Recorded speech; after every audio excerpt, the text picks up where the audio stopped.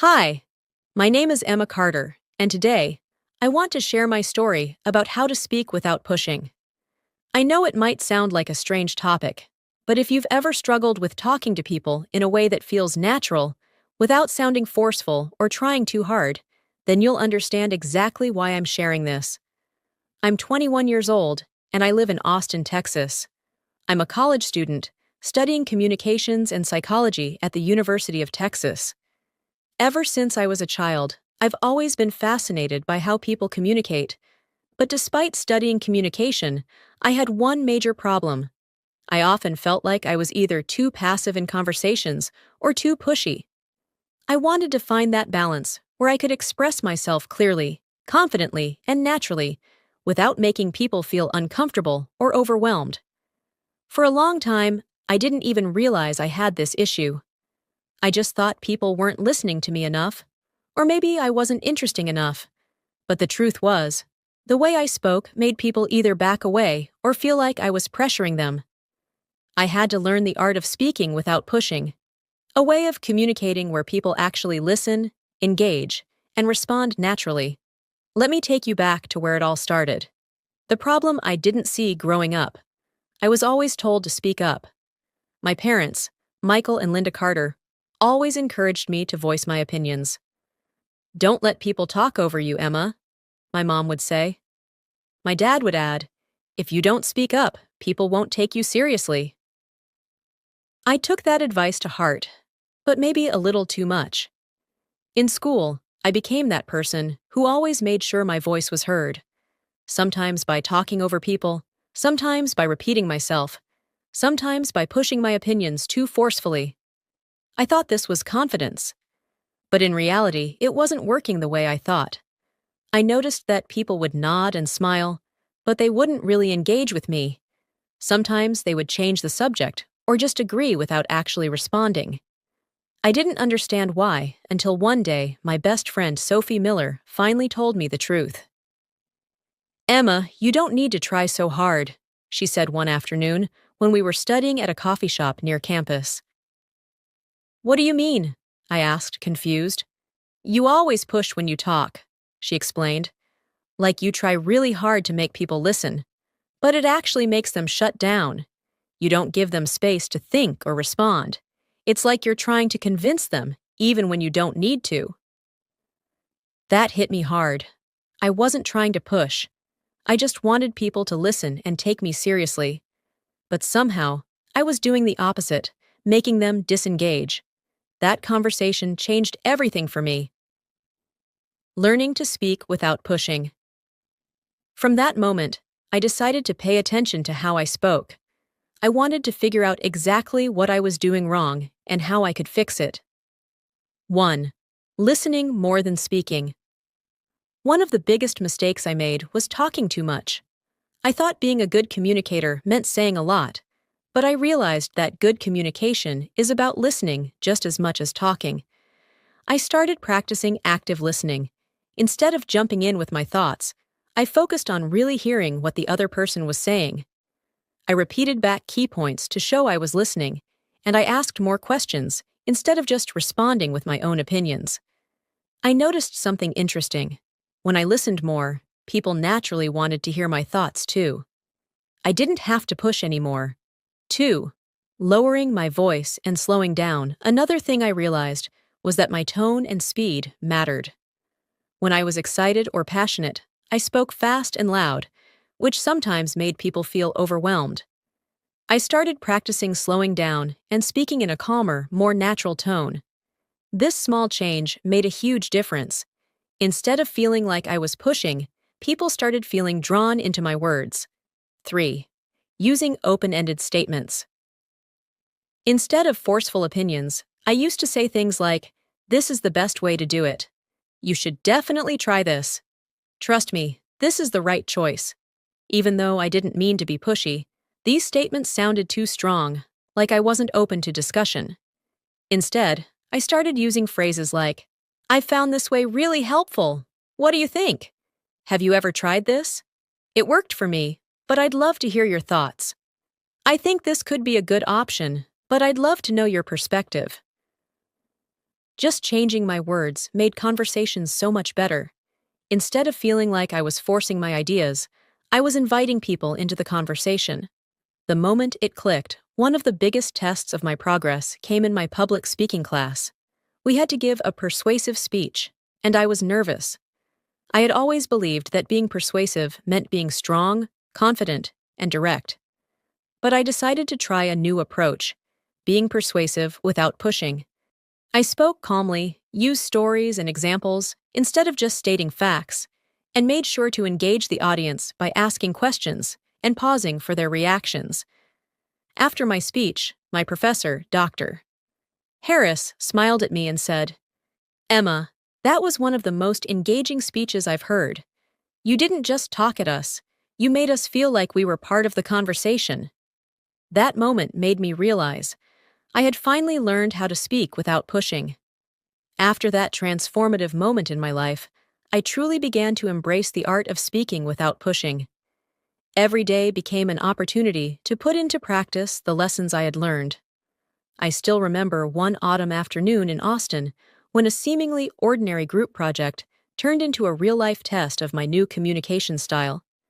I was working on a project for my advanced communications seminar at the University of Texas, alongside a diverse group of students, including my longtime friend Sophie Miller, as well as newcomers like Jordan Rivera and Lucas Thompson. The assignment was to develop a community outreach campaign that would encourage young people to get involved in local civic activities, a topic that resonated deeply with all of us. In our first meeting, excitement mixed with a hint of tension, as each of us had strong ideas about what the campaign should look like. As the discussion got underway in a cramped study room at the university library, I could feel old habits stirring inside me. I had spent years learning that speaking up was essential, but now I knew that it was equally important to listen and invite others into the conversation. I took a deep breath and reminded myself, this is the moment to truly connect without pushing. When Lucas enthusiastically laid out his idea, a vibrant social media campaign featuring short, authentic video stories from local volunteers, I noticed that some group members hesitated. Jordan, who was usually quiet, had his hand raised tentatively. I recognized that familiar nervous energy from my own past. Instead of immediately diving into my own ideas or offering a counterpoint, I leaned forward, maintained eye contact, and said, "Lucas, that's a creative start. I'm curious, what inspired you to choose that approach?" My tone was calm, my voice measured, and I made sure to pause after asking the question. Lucas's eyes lit up as he explained how he had been inspired by a local volunteer event he attended last summer. He described the energy, the laughter, and the sense of community he'd felt. His narrative was vivid and sincere. The room slowly filled with nods and soft murmurs of agreement.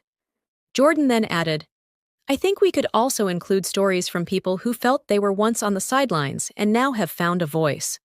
Instead of cutting him off or trying to dominate the discussion, I smiled and said, "That's a brilliant idea, Jordan. I'd love to hear more about how we could integrate that perspective." In that moment, I felt a deep sense of relief. The conversation had transformed into a collaborative exchange, and everyone's voice was valued. It wasn't just about choosing the right words. It was about the space we created for each other. I remembered all too well the times I'd been so eager to prove myself that I'd ended up overpowering the conversation. Now, by consciously choosing to slow down and genuinely listen, I discovered that my peers were more engaged than ever. Even Professor Dr. Harris, who observed our session from the back of the room, later commented on the natural flow and inclusivity of our discussion. One day, after a particularly engaging meeting, Sophie and I sat on a bench outside the campus library. The golden hues of the late afternoon sun painted the sky, and for a few quiet moments, we simply enjoyed the warmth and gentle breeze. Sophie looked at me with a mixture of pride and empathy and said, "You know, Emma, it's incredible to see how much you've grown. Remember when you used to feel like you had to fight for every word you said? Now, you're making room for others and letting the conversation breathe." Her words resonated deeply with me. It wasn't just about being heard, it was about making others feel heard too. Yet, the journey wasn't always smooth. There were moments when old habits threatened to creep back in. In one such instance, during a heated debate in one of my elective classes on conflict resolution, a classmate named Rachel questioned a point I made about community engagement strategies. My first instinct was to defend my stance vigorously, to push back and prove that I was right. I felt the familiar rush of adrenaline that once propelled me to talk over others. But then I paused. I remembered the countless hours spent practicing active listening and the lessons from my public speaking class. Taking a deliberate breath, I looked directly at Rachel and said, "I appreciate your perspective, Rachel. Could you tell me more about how you see this strategy working differently?" My question wasn't a challenge, it was an invitation for dialogue. Rachel's surprise quickly melted into an earnest explanation. As she laid out her thoughts, I realized that by stepping back and simply encouraging her to elaborate, I not only diffused a potential conflict, but also enriched my own understanding of the subject. That day, the classroom discussion evolved into a genuine exchange of ideas, with no one feeling pushed or dismissed. Beyond the classroom, I began to see the impact of this new way of communicating in every aspect of my life. In my part-time job at a local bookstore in downtown Austin, I found that customers were drawn to my calm, empathetic approach. When a regular customer, Mr. Howard, came in looking frustrated about a book order mix-up, I listened carefully to his concerns. Instead of immediately offering a solution, I asked, "Can you share what part of this mix-up has been most challenging for you?" His initial irritation softened as he explained his situation in detail. By the time I suggested a resolution, he felt valued and understood, rather than just another complaint to be managed. That day, I realized that effective communication wasn't about how many words you spoke. It was about the quality of the connection you established. My journey also took me to a summer internship with a local media outlet that focused on community stories. There, I was tasked with interviewing local heroes and everyday people who were making a difference. I approached each interview with the same principle: listen first, speak second. I learned that behind every headline or story, there was a person with unique experiences and emotions.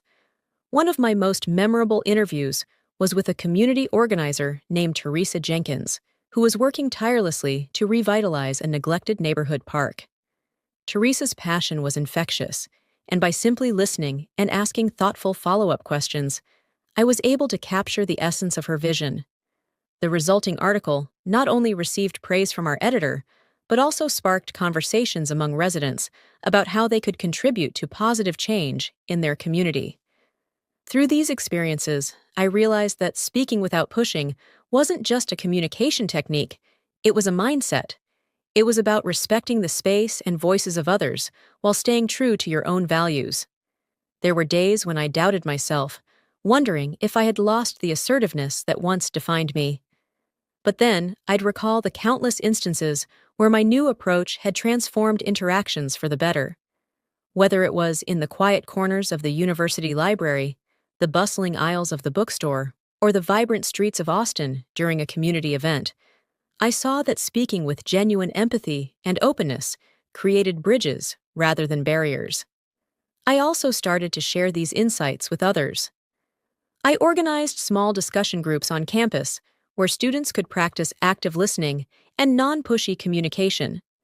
In one memorable session, a student named Carlos confessed that he had always felt intimidated in class discussions, often fearing that his thoughts weren't valid.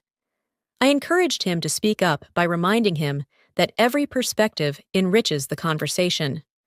Over time, Carlos became one of the most articulate voices in the group, and his transformation was a testament to the power of speaking without pushing. Family gatherings, too, became moments of reflection and learning. At our annual family reunion in Dallas, I noticed that sometimes my younger cousins would become silent when I shared my views too forcefully. Recalling my own childhood struggles to be heard without overwhelming others, I made a conscious effort to invite their opinions. I would ask, What do you think about this idea? Or, I'd love to hear your thoughts on this. The change was palpable. The conversations became richer, more balanced, and every family member felt included. My parents, Michael and Linda Carter, were especially proud, remarking that I had found a way to blend the assertiveness they had always encouraged with a gentle approach that truly resonated with people. There were also personal challenges. During a particularly stressful semester, I found myself overwhelmed by academic pressure and the emotional weight of trying to maintain these new habits. In moments of self-doubt, I questioned whether I had compromised my ability to be assertive. It was during one of these low points that I sought guidance from Dr. Harris, who had become not just a professor, but also a mentor. Over a cup of coffee in his modest campus office, he shared a story from his early career, how he, too, had once struggled with the balance between assertiveness and empathy. He advised, "Emma, remember that true communication isn't about winning an argument or proving a point. It's about creating a space where every voice is valued. It's okay to be assertive when necessary, but let that assertiveness be tempered with genuine care for what others have to say." Dr. Harris's words were a soothing balm to my frayed nerves. I realized that speaking without pushing was not about silencing my voice or diminishing my passion. It was about channeling it in a way that invited connection rather than conflict. That semester, I worked diligently to refine my approach. I practiced mindfulness techniques to center myself before important discussions, revisited recordings of my past speeches to identify moments where I might have overwhelmed my listeners, and even kept a journal to reflect on every significant conversation.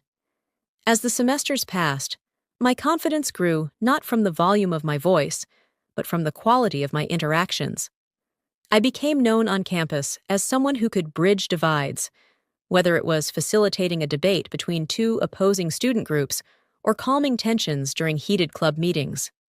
My reputation for balanced communication even caught the attention of local community leaders, who invited me to participate in town hall meetings. There, amidst a room full of passionate advocates and skeptics alike, I learned that speaking without pushing was an ongoing process.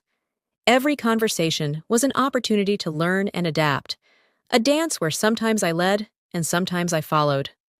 One particularly defining experience came during a community forum on educational reform held at a civic center in downtown Austin.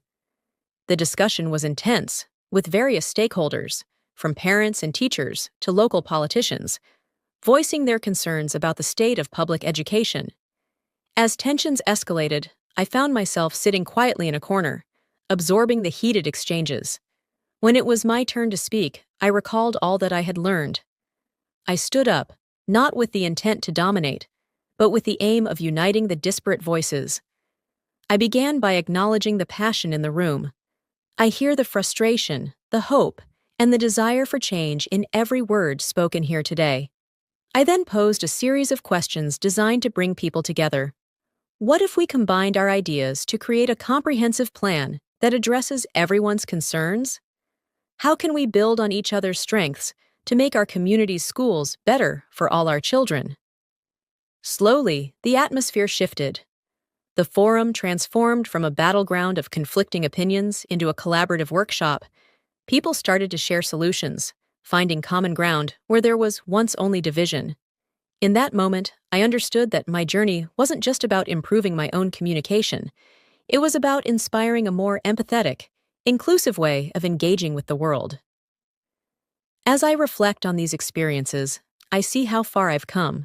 From a young girl eager to be heard at any cost, to a woman who values the art of listening and gentle persuasion, my journey has been filled with challenges, growth, and moments of profound connection. The simple act of choosing words carefully, of inviting dialogue rather than dictating it, has transformed not only my relationships, but also the way I see the world. Even now, as I look ahead to a future filled with new opportunities and challenges, I carry these lessons with me. Whether I'm facing a critical meeting at work, engaging in a heartfelt conversation with a friend, or simply sharing my thoughts in a classroom discussion, I strive to remain grounded in the belief that every person deserves to be heard. Speaking without pushing isn't just a communication technique, it's a way of life that fosters mutual respect, understanding, and true connection. To anyone reading my story who might be grappling with similar challenges, I offer this advice. Take a step back, listen deeply, and trust that your voice matters. Not because you have to force it, but because it is a vital part of the shared conversation of life. The journey isn't always easy, and there will be moments when old habits resurface. But every time you choose to pause, to invite someone else's opinion, or to speak with calm conviction, you are building a bridge of understanding that can change not only your world, but also the world around you. As I continue to navigate the ever-evolving landscape of life here in the United States, with all its complexities, triumphs, and challenges, I remain committed to this approach. I know that speaking without pushing is a lifelong practice, one that requires constant reflection and adjustment. But I also know that in every genuine conversation, in every moment of quiet understanding, there is the potential for transformation. I remember that after reconnecting with Jessica, life began presenting me with even more opportunities to apply, and sometimes test, the art of speaking without pushing. One brisk morning in early November, I received an invitation to attend a roundtable discussion at a local cultural center in downtown Austin. The event was titled Voices of Change, a forum where community leaders, artists, and everyday citizens gathered to discuss issues from education and housing to cultural identity. I was both excited and nervous, knowing that the event would bring together a wide spectrum of opinions and passions. On the day of the roundtable, the room buzzed with anticipation. Among the participants were longtime community organizer Teresa Jenkins, local artist and activist Raymond Garcia, and a passionate high school teacher named Danielle Reed, whose dedication to her students was well known in the area. I took my seat among them, feeling the weight of expectation, not to be the loudest, but to be the one who could connect disparate voices through measured, empathetic dialogue. As the discussion began, voices overlapped and the topics quickly grew heated. I watched as Raymond argued fervently about the need for more public art to celebrate Austin's cultural diversity, while Danielle passionately contended that practical investments in education were paramount. The moderator's attempts to mediate were earnest, but soon faltered under the rising tension. At that moment, I remembered all the lessons I'd learned over the years. The power of pausing, of inviting dialogue, and of truly listening. When the floor opened for contributions, I took a slow, deliberate breath and said, I can see that every one of you carries a deep commitment to making our community better. I wonder if we might explore a path that acknowledges both our need for cultural expression and our commitment to education. What if the solution lies in a partnership between local artists and schools, an initiative that not only beautifies our public spaces, but also enriches students' lives through creative programs? My tone was gentle, inviting, and I purposely left a pause afterward to let the idea settle. The effect was palpable. Danielle's eyes softened as she considered the potential for cross-collaboration, and Raymond's tense posture eased into one of curiosity. Within minutes, the conversation shifted from entrenched positions to brainstorming. Voices that had been raised in anger now fell into a rhythm of respectful dialogue, with several participants nodding in agreement and offering ideas to bridge the gap between art and education. That day, as I stepped out into the crisp Austin air, I felt a profound satisfaction, a sense that speaking without pushing had not only averted conflict, but had actively nurtured creative, constructive solutions. My journey continued to evolve in unexpected ways. Later that winter, I began a volunteer role with a nonprofit dedicated to empowering youth through public speaking and creative expression. The program was based in a modest community center in East Austin, where many students from diverse backgrounds gathered after school. I was assigned to mentor a group of teenagers, one of whom was a shy young man named Marcus Rivera. Marcus was brilliant, but often retreated into silence during group activities, his quiet nature misunderstood by teachers and peers alike as disinterest or lack of confidence. I remembered my own struggles as a young girl who felt the pressure to be heard, and how I sometimes ended up overwhelming others unintentionally. With Marcus, I took a different approach. During our sessions, instead of launching into lengthy lectures about public speaking, I began by simply asking, "What do you feel when you listen to someone speak?" And, "How do you think you might share your own ideas in a way that invites others to listen?" We spent hours together, experimenting with pauses, varying our tone, and practicing active listening techniques. Over time, Marcus began to share more. I recall the moment during one session when, after a thoughtful silence, he timidly said, "I've got an idea, but I'm not sure if it's right." Instead of dismissing his uncertainty, I encouraged him by saying, "That's a great start. Let's explore it together." That moment of validation sparked a transformation in him. By the end of the program, Marcus had led a small group discussion on the power of art in community building, and he did so with quiet conviction and an inviting presence that brought everyone into the conversation. Outside of formal settings, everyday life continued to offer lessons in the art of balanced communication. On a rainy afternoon in March, while waiting in a line at a bustling coffee shop in downtown Austin, I overheard a heated exchange between a customer and the barista over a misunderstood order. The barista, clearly flustered, was trying to explain the mix-up, while the customer's tone escalated into frustration. Remembering my own experiences of conflict resolution, I approached the counter with a calm smile and gently interjected, "I'm sorry there seems to be some confusion. Maybe we can try to figure this out together? Could you both tell me what happened?" My unexpected question diffused the tension for a moment, and both the customer and the barista took a step back. They each recounted their side of the story, and soon the problem was resolved in a way that left both parties feeling heard. It was a small moment, but it reaffirmed for me that the principles of speaking without pushing could be applied even in the most mundane of circumstances. That same spring, life threw another unexpected challenge my way. I was selected to co-lead a major project for a local environmental advocacy group. The goal was to organize a citywide cleanup initiative that involved schools, local businesses, and neighborhood associations. The planning sessions were intense, as the project touched on issues of local policy, community safety, and environmental justice. At one meeting, tensions flared when a longtime resident, Mr. Franklin, argued passionately that the cleanup effort should focus exclusively on preserving historical sites in our city. His perspective was rooted in a deep love for Austin's past, while other members argued for a more comprehensive approach that addressed current environmental hazards. Faced with such a polarized situation, I recalled my own earlier experiences at the round table. Instead of siding with one group, I addressed the assembly with a steady voice.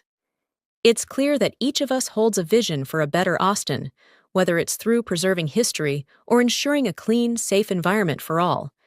Could we perhaps explore ways to honor both our past and our present needs? I suggested forming smaller working groups that could focus on integrating historical preservation with modern environmental priorities. The suggestion was met with mixed reactions at first, but by the end of the meeting, several groups had formed with a shared commitment to collaborate. Later, during the final community presentation, Mr. Franklin even expressed his gratitude, saying, "I never thought I'd see the day when my passion for history could blend so seamlessly with environmental progress." His words were a powerful testament to the effectiveness of approaching conflicts with openness and respect. My ongoing journey with communication continued to weave itself into every facet of my life. I began to see the ripple effects of my efforts. Classmates felt more comfortable contributing in discussions, community meetings became more collaborative, and even within my family, conversations grew richer and more supportive. My parents, Michael and Linda Carter, often remarked on the difference in our family gatherings. "You've found a way to let everyone speak," my mother said during one Thanksgiving dinner, adding, "It's as if you've mastered the art of listening as much as speaking." Their words were a constant reminder that the journey of communication was not about diminishing one's own voice, but about empowering every voice at the table. Sometimes, though, the journey was not without moments of internal struggle. Late at night, when the campus was quiet and the weight of the day pressed upon me, I would reflect in my journal about times when I'd faltered. I'd write about moments when stress or fear of being misunderstood tempted me to revert to my old, forceful ways of speaking. There were days when the balance felt elusive, when the urge to speak with dominating intensity loomed over every conversation.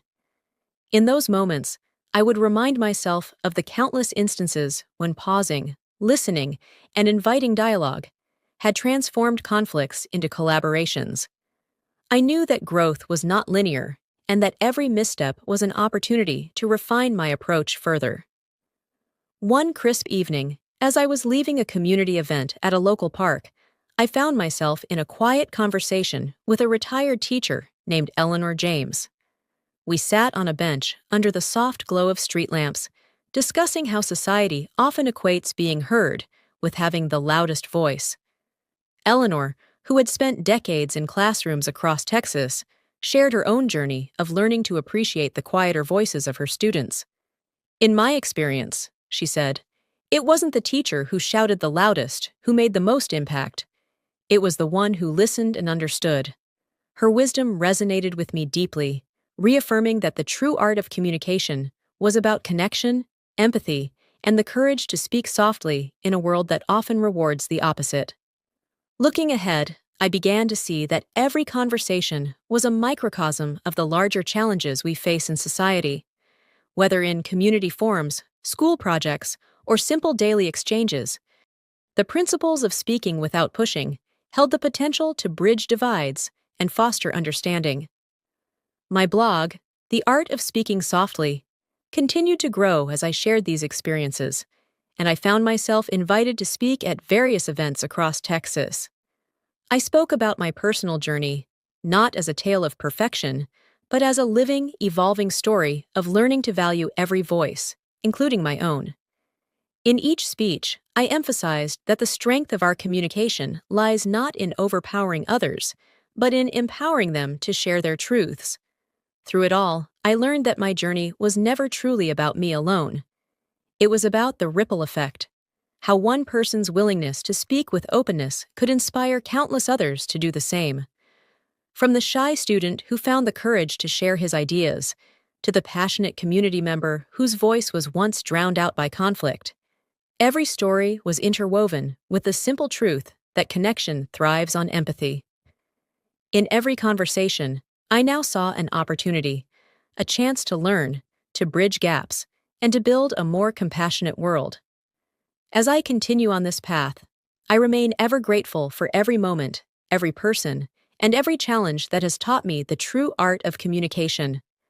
I know that the journey of speaking without pushing is ongoing, with each day offering new lessons and fresh opportunities to connect on a deeper level. Whether I am addressing a packed room of community leaders, mentoring a nervous teenager, or simply sharing a quiet coffee with an old friend, I carry with me the belief that every voice deserves to be heard, and that the most powerful conversations are those that leave space for all of us to speak, listen, and grow together. As the months turned into another busy semester, my journey of learning to speak without pushing continued to shape every interaction I encountered. One crisp evening in late October, I found myself at a panel discussion on campus, organized by the university's student council. The topic was social media and authenticity in communication, and the room was filled with a mix of skeptical students, eager activists, and influential community voices. I had been invited to moderate the discussion, a role that felt both exhilarating and intimidating. Preparing for the panel, I revisited all the strategies I had learned over time: active listening, mindful pauses, and inviting questions rather than dictating conclusions. The panel featured a range of perspectives. On one side was Derek Nguyen, a passionate social media strategist who argued for bold, unapologetic messaging.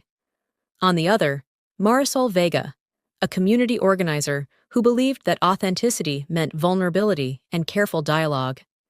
The tension between their viewpoints mirrored many of the conversations I'd experienced before. When the discussion began, the air in the lecture hall grew charged. Derek's energetic delivery was immediately met with equal intensity by Marisol's reflective counterpoints. I sensed that, without careful guidance, the debate might spiral into the kind of clash that left little room for real understanding. Remembering the lessons from past experiences, I gently interjected with, "Both of you bring incredible insights to the table. I'd love to explore how your approaches might actually complement each other, rather than compete." Derek, could you share an example of how bold messaging has spurred real engagement? And Marisol, in what ways can vulnerability foster deeper trust?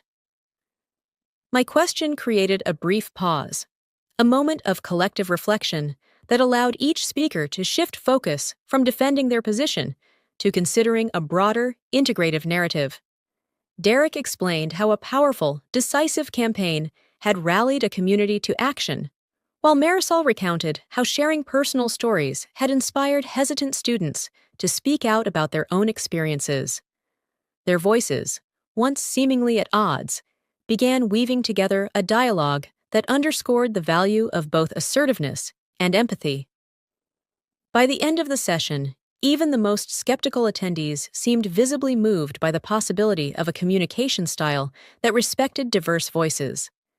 After the panel, I received messages from several students and even some faculty members who appreciated the gentle, inclusive way the conversation had evolved. One email from a junior named Alicia resonated deeply. She wrote that my approach had encouraged her to speak up in class without fear of being overpowered by more dominant voices. In that moment, I felt that all the small steps, the patient hours at the coffee shop, the countless practice sessions with Marcus, and even the quiet moments of self-reflection, had converged into something meaningful. A few weeks later, an opportunity presented itself that further challenged my ability to mediate sensitive dialogue. I was invited to assist in organizing a community town hall meeting addressing local transportation issues in a historically underserved neighborhood in Austin. The stakes were high. Community members, local business owners, and city officials were all present, and decades of frustration had built up over a lack of responsive governance. As tensions mounted and voices began to rise in anger, I stepped forward, channeling the same calm conviction that had become my trademark. I acknowledged the pain and urgency in each person's tone, saying, "I can feel the passion and frustration in this room. Every voice here carries a story of perseverance and hope. What if we begin by sharing one small success from our community?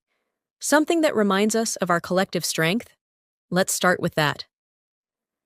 The response was unexpected. A few residents began recounting personal victories: a local initiative that had improved street lighting, a small business that had thrived despite odds, and even a youth project that had brought neighbors together for a community garden. As the conversation shifted to these shared triumphs, the overwhelming anger softened, replaced by cautious optimism. City officials, who had initially braced for conflict, began to listen intently and took notes on suggestions that were now emerging organically. That evening, as I walked home under the soft glow of streetlights, I reflected on how every carefully chosen word had helped transform an explosive environment into one where empathy and understanding could flourish. In quieter moments, I continued to nurture my blog, The Art of Speaking Softly. With each new post, I detailed my experiences, shared practical tips, and invited readers to recount their own moments of breakthrough communication. The blog became a vibrant space for dialogue, where comments from students, professionals, and community members converged to celebrate the idea that true power lies not in speaking the loudest, but in speaking in a way that invites others to share their truths. Looking back on these experiences, I realized that my journey had grown far beyond my own need to be heard.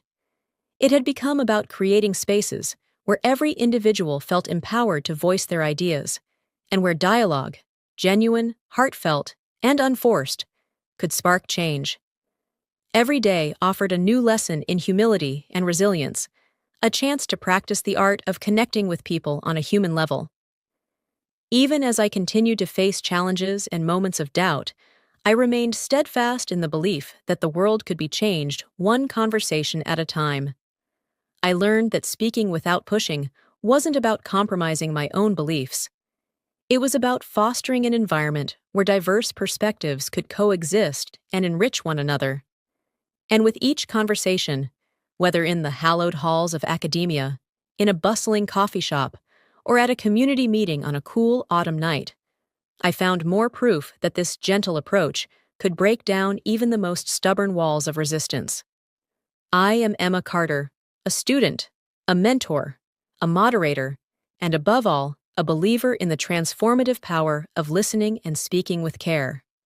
My journey is ongoing, and every step teaches me that when we invite others to join in our dialogue, we create a world where every voice, no matter how soft, matters. Below is a comprehensive list of tips and tricks to help you speak without pushing, ensuring that your voice is heard while also inviting others to share their perspectives. These strategies are designed to improve your communication by fostering mutual respect and genuine connection. 1. Practice active listening. Tip: make a conscious effort to truly listen before responding. Details: focus on the speaker, remove distractions, and give your full attention. Reflect and summarize. Paraphrase what you've heard to show you're engaged. E.g., so what I'm hearing is. Ask clarifying questions. Encourage the speaker to expand on their ideas by asking, "Can you tell me more about that?" Trick: during conversations, imagine you're a mirror. Reflect back the essence of what the other person is saying. This not only validates their thoughts, but also sets the stage for a more balanced dialogue. Second mind your tone and pace. Tip: use a calm, steady tone and moderate your pace to create a welcoming atmosphere. Details: slow down your speech. This allows others time to process your words and respond. Control your volume. Speaking too loudly can feel overwhelming. A gentle tone is more likely to be received positively. Pause purposefully. Strategic pauses can emphasize your point and give space for reflection. Trick: record yourself during a practice session. Listen to the playback and adjust any parts where you might sound too forceful. 3. Use open-ended questions and inviting language. Tip: frame your contributions in a way that encourages dialogue rather than dictating opinions. Details: ask open-ended questions. Use phrases like, "What are your thoughts on?" or "How do you feel about?" Invite input. Instead of stating, "This is the best way, try." "I've found this method helpful. What do you think about it?" Avoid absolute language. Replace words like always or never with softer alternatives. Trick: when preparing for a conversation, list a few open-ended questions in advance to ensure you're ready to invite others' insights. Fourth, be conscious of your body language. Tip: align your nonverbal cues with your intention to create a safe space for dialogue. Details: maintain an open posture. Avoid crossing your arms or turning away, which can signal defensiveness. Use eye contact appropriately. It shows attentiveness and respect. Smile and nod. Subtle gestures can help encourage others to speak freely.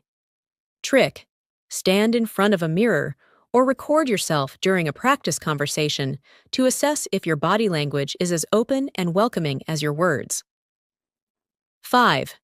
Utilize I statements. Tip: focus on expressing your own experiences and feelings rather than making generalizations about others. Details: express your perspective. Say, "I feel," or "I think," to clarify that you're sharing personal views. Avoid blame. Instead of, "You never listen," say, "I feel unheard when I don't get a chance to share my thoughts." Promote ownership. This helps keep the conversation focused on your feelings rather than triggering defensive responses. Trick: practice converting accusatory phrases into I statements to make them sound less confrontational and more collaborative. 6. Validate others' perspectives. Tip: acknowledge that every person's opinion is valuable, even if it differs from your own. Details: show empathy. Use phrases like, "I understand where you're coming from," or "that makes sense, given your experience." Agree on common ground. Even if you disagree, find a point of mutual understanding. Avoid dismissive language. Instead of interrupting or correcting immediately, allow the other person to express their full thought. Trick: during discussions, make a mental note of points where you genuinely agree with the other person and highlight these areas to build rapport. 7. Embrace silence and allow space. Tip: don't be afraid of moments of silence. They can be powerful in giving everyone a chance to think. Details: allow pauses. After asking a question, wait a few seconds before speaking again. Value reflection. Silence can help both you and the other person process information more deeply. Avoid filling every gap. Recognize that constant talking can sometimes push others to withdraw. Trick: use a timer when practicing discussions to become comfortable with intentional pauses, gradually increasing the pause length until it feels natural. 8. Develop self-awareness through reflection. Tip: regularly reflect on your conversations to identify moments where you may have come off as too forceful. Details: keep a journal. Write down interactions, noting what worked well and what could be improved. Review your responses. Think about situations where you felt the conversation did not go as planned and analyze why. Learn from feedback. Ask trusted friends or mentors for honest input about your communication style. Trick: after challenging conversations, take a few minutes to jot down 3 things you did well and 2 things to work on. 9. Stay open to feedback. Tip: actively seek out and accept feedback on your communication style. Details: ask for constructive criticism. Invite others to share how your words made them feel. Be receptive. Listen without becoming defensive and consider their points carefully. Implement changes. Use feedback to adjust your approach and continue improving. Trick: create a feedback loop by scheduling periodic check-ins with a friend or colleague where you discuss communication experiences and share insights. 10. Set clear intentions before conversations. Tip: start every interaction with a clear intention to connect rather than dominate. Details: visualize success. Before entering a conversation, imagine it unfolding in a calm, respectful manner. Affirm your goals. Remind yourself that your goal is to engage and understand, not just to be heard. Prepare mentally. A short mindfulness exercise or deep breathing routine can help center your thoughts. Trick: develop a pre-conversation ritual, a brief meditation, a few deep breaths, or a mental checklist to set the stage for balanced communication. 11th, manage your emotions. Tip: recognize and regulate your emotions to avoid letting them drive a pushy communication style. Details: practice mindfulness. Regular mindfulness exercises can help you remain calm under pressure. Recognize triggers. Identify situations or topics that tend to make you more forceful and prepare strategies to manage them. Take a break if needed. If you feel emotions escalating, excuse yourself for a moment to regroup. Trick: learn and use simple, deep breathing techniques during conversations, such as inhaling for a count of 4, holding for 4, and exhaling for 4, to maintain calmness. 12th, adjust your communication style to the context. Tip: tailor your approach based on the setting and the people involved. Details: formal versus informal. Adapt your language and tone to suit academic, professional, or casual environments. Audience awareness. Consider the background, mood, and preferences of your audience. Flexibility. Be willing to change your approach if the situation calls for a softer or more assertive style. Trick: before joining a conversation, quickly assess the context and think about the best communication style to adopt. This mental adjustment can guide your tone and language choices effectively. By integrating these tips and tricks into your daily interactions, you can build a communication style that is both assertive and inviting. The key lies in balancing your own need to express with an equal commitment to understanding and valuing the voices of others. Whether you're in a classroom discussion, a community meeting, or a casual conversation with friends, these strategies will help you create a space where dialogue thrives without any sense of pressure or pushiness. You said, more tips reasoned for 7 seconds. Below are additional tips and strategies to further refine your ability to speak without pushing. These techniques are designed to complement the earlier tips by deepening your understanding of balanced communication and fostering even more effective, empathetic conversations. 13. Embrace vulnerability in your speech. Tip: open up about your own challenges and experiences to build trust and authenticity. Details: share personal stories. Instead of asserting an opinion as the only truth, relate it to your own journey. Show humility. Acknowledge that you, too, are learning and growing. Invite empathy. Vulnerability encourages others to connect on an emotional level, paving the way for mutual understanding. Trick: when discussing a challenging topic, start with a brief anecdote about a time when you struggled. This approach can disarm tension and invite a more genuine exchange. 14. Adopt a collaborative mindset. Tip: approach conversations as opportunities for collective problem-solving rather than debates to win an argument. Details: use inclusive language. Replace "you should" or "this is right" with phrases like "how can we" or "what if we tried." Focus on shared interests. Emphasize common goals and mutual benefits. Build on ideas together. Encourage contributions that complement rather than compete with each other. Trick: visualize the conversation as a team effort where each participant contributes to a shared solution.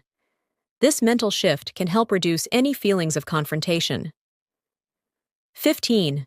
Focus on common goals. Tip: identify and highlight shared objectives as a foundation for constructive dialogue. Details: find common ground. Before diving into details, mention the overall goal you and your conversation partner share. Bridge differences. Emphasize how various perspectives can contribute to a more well-rounded outcome. Keep the end in sight. Reminding everyone of the common purpose can steer the conversation away from personal conflicts.